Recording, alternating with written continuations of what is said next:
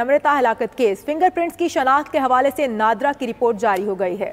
Police की जानिब से नादरा को फिंगरप्रिंट्स मैचिंग के वाक़े के 1 माह बाद भेजे जाने का इंकशाफ हुआ है। भेजे गए 11 फिंगरप्रिंट्स में से किसी एक की भी शनाख्त नहीं हो सकी है।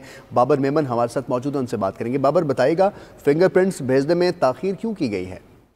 जी बिल्कुल, ये पुलिस ने जो है 1 माह की ताख़ीर के बाद ये फिंगरप्रिंट्स जो भेजे निमरता हलाकत के मामले पर फिंगरप्रिंट्स की शिनाख्त के हवाले से नादरा की जारी करदा रिपोर्ट 92 न्यूज़ ने हासिल कर ली है।